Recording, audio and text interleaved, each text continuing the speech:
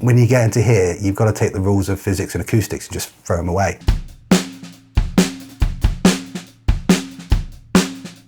Always on the lookout for interesting spaces, we visited Distant City Studios in Ripponden in West Yorkshire, where they have a small but unusual drum room. I'm first and foremost a musician, songwriter, and I guess I started as a kind of bedroom experimenter with a Tascam 4-track. And I've lived in Ripponden all my life, pretty much, and this was the local studio. It was a studio before I had it. I had a good relationship with the engineer, and we worked on a few songs, and some of my songs started getting played on radio and things like that. And the guy who was running it at the time, he wanted to get out, and I kind of thought, well, I'd like to get in, and within, we came to a deal. After a number of years, I started to become aware of the kind of the inconsistencies and the little faults of the studio, which I thought, well, one day I really need to sort of fix this and upgrade the studio at some stage and get it completely soundproof. I got in touch with studio people, and we came up with a few ideas, and it was all going to be just the upstairs and maybe do the downstairs at a later stage. But as we got into it more and more, it just became more apparent, well, if I'm going to do it, I might as well do it properly. And, that's when we started talking to Chris Smout from the studio people about some more interesting designs, and that's when we started formulating a plan for a drum room, for a double height drum room. Joss got in touch with us. He was looking to improve what he already had. I kind of looked at the projects like there's a lot to this. We could do quite a bit here. So I came along onto the next visit. I was going for a point of watching the Sonic Highways by Dave Grohl. So learning about all the American studios, reading up about Air Lyndhurst and lots of other different spaces. Just interested in what makes a studio, not just a recording studio, what makes it unique. And as soon as I came and met Josh, you could tell this is the sort of guy who wants to do that sort of setup. I'm a big fan of Steve Albini's work as an engineer. Grew up listening to some of the seminal records that he's worked on. I was a huge fan of Pixies and Breeders and of course Nirvana in Utero and a band called Low, who I've always loved their kind of ambient sound of their recordings. And I guess he was a massive inspiration to me as an engineer, and I was fortunate enough to be able to go on a Mix with the Masters course in France and learn from him for a week, which was at the same time as we were developing the studio and we were rebuilding it. So I kind of came home and took quite a lot of ideas back from that. So when we came to design the drum room, we started to realise that we were slightly limited to have a big, wide, horizontal space for the drums. But we did have height, so we decided more to do something vertically. So we had a bit of a walk around, talked a bit on layout, and I kind of got into this room here, which was only 1 story high at the time. I went, drum room, looked up and went, we need to make this double height. Do you mind if we take a floor out? And there was no flinching. Yes, let's do it. So you kind of know a client like that, he's up for doing something quite different and unique, which is really good for us.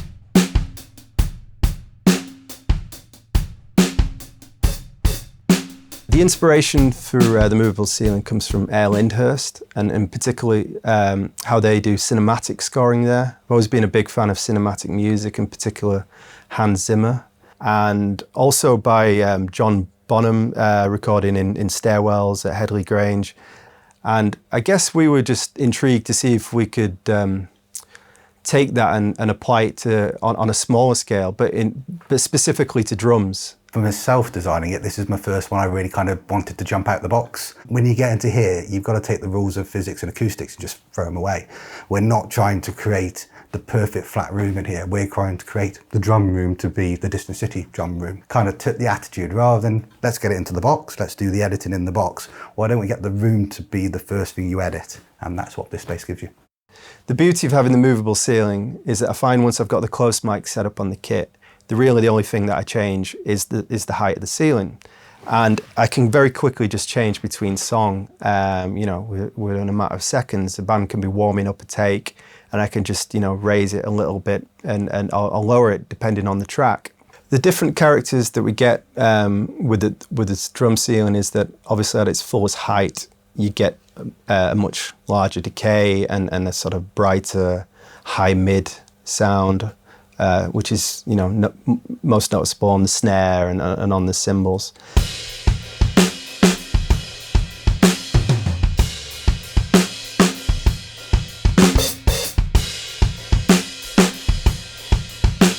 And as you gradually pull the ceiling down, you know, as you might expect, the sound closes in that little bit. And as you get closer to the kit, the low mid sort of comes out. There's more tightness and focus, particularly on the hi-hat and on the snare as well.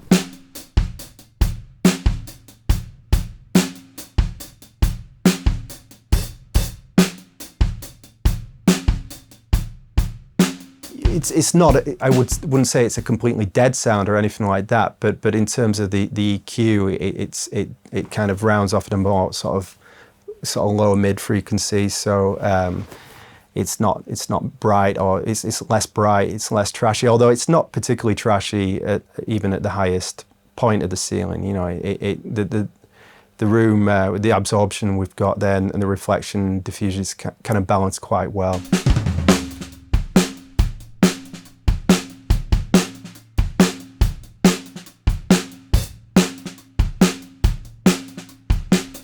You've got the boxing box to start with, so then we had to work out how do we move a ceiling within that box. So the ceiling, which is the isolation ceiling, that's not physically moving, that is a fixed point. So we've got a panel above our head right now, and that is what slowly drops down. It's on a hoist system, very much like you do a lighting system on a stage. So it's on a hoist system like that, and it's got your safety ropes on there as well, and that just drops it down very slowly but surely. So moving up and down works very much like a light gantry. Again, you've got a remote control, which is set up in the control room. So the hoist itself is actually on the first floor. It's above our head. So it is really running the cable from the motor into the control room and then onto a pretty straightforward up and down button. So on the ceiling itself, it's got boundary mic clips. So essentially an XLR that you can click into any microphone. We were looking to go down the boundary mic insert into the ceiling, but Joss wanted to be able to change that mic sound, and rightly so. So on the ceiling, you've got 6 points that you can clip onto. So that really means that room sound, as it goes up, you get that full room sound. And when it drops close, all of a sudden you've lost that reverb for your mid and your high frequencies. The room miking options, you can have 6 different positions in the ceiling. So there's a front left and right, a back left and right, and then there's 2 central positions. And I've experimented a fair bit with all those, but I tend to just have 2 mics front left, and I mix that in with a closer kit mic, stereo kit mic in front of the kit. So I've kind of got a tighter, more focused overhead type sound, and then I've got then I can explore the room sound by using the ceiling. So I find that's the best balance for me personally, and also I don't have like a 48 channel desk, so you know I've got to keep it slightly limited. I have experimented with using all 6 microphones, and you can do some interesting stuff there if you want to do something super ambient, and not just for drums. I've done it with vocal takes as well. So you know, like a wall of sound vocal, kind of a haunting thing. I did that on the Lanterns on the Late record, where we had microphones fixed in the ceiling and moved up quite high, and so you get you know, a more ambient sort of in the round sort of sound. So yeah, it doesn't have to be just applied for drums. You know, I've recorded harp in there, of you know, strings. So there's lots of different options. When we get the bands in and we get drummers in, it's really sort of exciting watching them play and react to the room. Particularly if I give them plenty of the room mics in their foldback mix. You can see the drummer responding to the room at certain different heights for certain grooves. You just find that with the snare decay and things like that, they kind of get in the pocket and in the groove, and they really sit there. And you know, sometimes I'll ask them, you know, which position suits the best for them, and that's nice because we can have that interaction, and we can sort of develop that sound together. But yeah, I tend to find that drummers get in there and they're happy pretty quickly. They feel quite comfortable, and yeah, it's really nice. You know, just about every drummer who's been in says it's one of their favourite rooms they've played in. To demonstrate how changing the ceiling height changes the sound, we had a drummer play 3 different beats. You can download the stems for the final positions in the link below.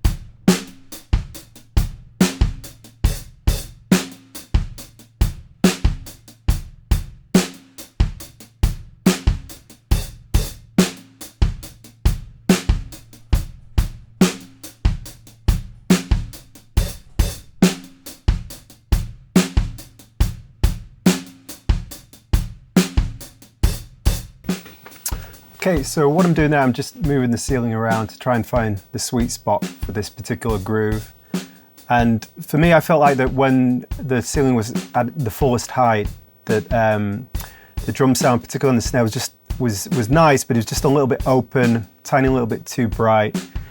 And when I brought it down to the lowest height, that it was just a tiny bit, there wasn't quite enough decay in the snare. So I kind of put it back to the midway point of the ceiling, and then I find that for this kind of beat that there's a nice sweet spot there. You kind of get the fullness of the kit, a little bit of the, a nice bit of ambience, but not too much. And that just focuses the whole drum sound really nicely.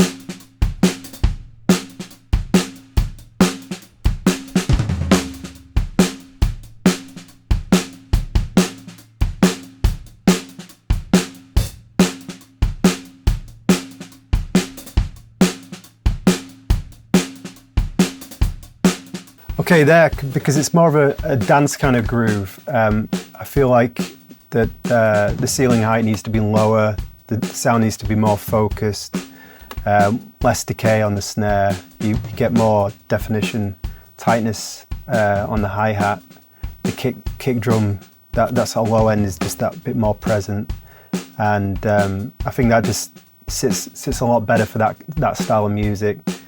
Drummer sounds like he's locking in the groove a lot better with the room at that height.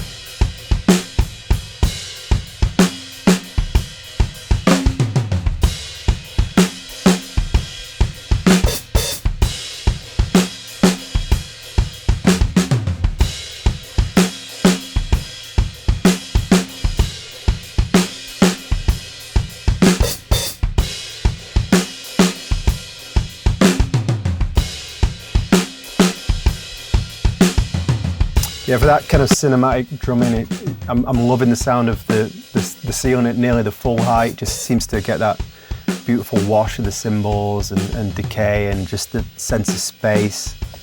I think it sounds really cool. I set out to build my personal dream studio with the space I had, and I really thought about every little bit of space and how we could utilize that. Making use of the limitations and going for height rather than width with the drum room created this fantastic drum room, and of course it's an experiment, you never know if it's going to work or not, but you know, I love the sound of it, bands love the sound of it, getting great results. People have come in here and just seen it because it's kind of different, and it's a place for musicians, for them to create, to be excited. It's, you know, I'm trying not to be a generic clinical studio where there's, you know, unfortunately there's quite a lot of those about, and I want it to have that character and that kind of charm, and hopefully people come here and make some great recordings. Thanks for watching and joining us on today's session. You can check out the drum stems and download them and have a play about with them for yourself and see if you can see the difference. If you enjoyed this video, be sure to like and share it, and subscribe to the Sound on Sound YouTube channel.